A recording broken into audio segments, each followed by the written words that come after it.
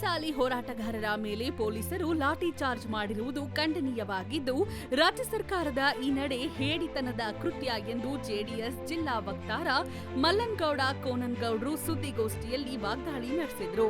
ಕೊಪ್ಪಳ ಜಿಲ್ಲೆಯ ಯಲಬುರ್ಗಾ ಪಟ್ಟಣದ ಪ್ರವಾಸಿ ಮಂದಿರದಲ್ಲಿ ಸುದ್ದಿಗಾರರೊಂದಿಗೆ ಮಾತನಾಡಿದ ಅವರು, ಸುವರ್ಣಸೌಧದ ಎದುರು 2A ಮೀಸಲಾತಿಗೆ ಆಗ್ರಹಿಸಿ ಕೂಡಲ ಸಂಗಮ ಪಂಚಮಸಾಲಿ ಗುರುಪೀಠದ ಜಗದ್ಗುರು ಶ್ರೀ ಬಸವಜಯ ಮೃತ್ಯುಂಜಯ ಸ್ವಾಮೀಜಿ ಅವರ ನೇತೃತ್ವದಲ್ಲಿ ಪ್ರತಿಭಟನೆ ನಡೆಸುತ್ತಿದ್ದಾರೆ.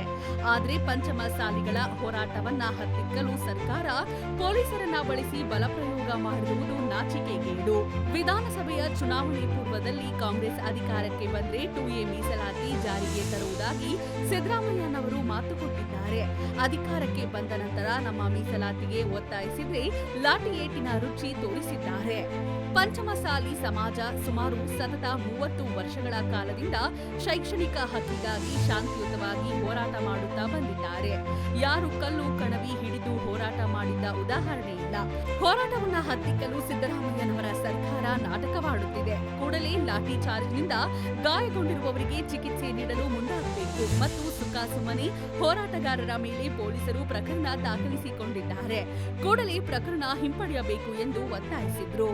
ಜೆಡಿಎಸ್ ತಾಲೂಕು ಅಧ್ಯಕ್ಷ ಬಸವರಾಜ ಗುಳಗುಳಿ ಮಾತನಾಡಿ, ಮುಖ್ಯಮಂತ್ರಿ ಆರ್ಥಿಕ ಸಲಹೆಗಾರ ಬಸವರಾಜ ರಾಯರೆಡ್ಡಿ ಗೆಲುವಿಗೆ ಪಂಚಮಸಾಲಿ ಸಮಾಜ ಬೆಂಬಲಿಸಿದೆ. ಮಾನವೀಯತೆಗಾರರು ಸದನದಲ್ಲಿ ಮೀಸಲಾತಿ ಕುರಿತು ಚರ್ಚೆ ಮಾಡಿ, ಇಲ್ಲವಾದಲ್ಲಿ ಮುಂದಿನ ದಿನಗಳಲ್ಲಿ ನಮ್ಮ ಜನಾಂಗ ನಿಮಗೆ ತಕ್ಕ ಪಾಠ ಕಲಿಸಲಿದ್ದಾರೆ ಎಂದರು. ಪ್ರತಿಭಟನಾಕಾರರನ್ನು ಬೆನ್ನಟ್ಟಿ ರಕ್ತ ಬರುವಂತೆ ಪೊಲೀಸರು ಲಾಠಿಯಿಂದ ಹೊಡೆದಿರುವುದು ರಾಜ್ಯದಲ್ಲಿ ಕಾಂಗ್ರೆಸ್ ಸರ್ಕಾರದ ಕೆಟ್ಟ ಆಡಳಿತಕ್ಕೆ ಸಾಕ್ಷಿ. ಕಾಂಗ್ರೆಸ್ ಸರ್ಕಾರದ ಲಾಠಿ ಏಟಿನ ದೌರ್ಜನ್ಯ ಮತ್ತು ದಬ್ಬಾಳಿಕೆಗೆ ಮುಂದಿನ ದಿನಗಳಲ್ಲಿ ರಾಜ್ಯದ ಜನರು ತಕ್ಕ ಉತ್ತರ ನೀಡಲಿದ್ದಾರೆ ಎಂದು ಹೇಳಿದ್ದಾರೆ. ಸುದ್ದಿಗಾರರೊಂದಿಗೆ ಜೆಡಿಎಸ್ ತಾಲೂಕು ಅಧ್ಯಕ್ಷ ಬಸವರಾಜ ಗುಳಗುಳಿ, ಜೆಡಿಎಸ್ ಕಾರ್ಯಾಧ್ಯಕ್ಷ ಶರಣಪ್ಪ ರಾಂಪುರ ಸೇರಿದಂತೆ ಮತ್ತಿತರರು ಸುದ್ದಿಗೋಷ್ಠಿಯಲ್ಲಿ ಉಪಸ್ಥಿತರಿದ್ದರು. ವರದಿ ಶ್ರೀಕಾಂತ್ ಗೌಡ ಮಾಲಿ ಪಾಟೀಲ್, ಚಾಣಕ್ಯ ನ್ಯೂಸ್ ಎಕ್ಸ್‌ಪ್ರೆಸ್ ಕೊಪ್ಪಳ.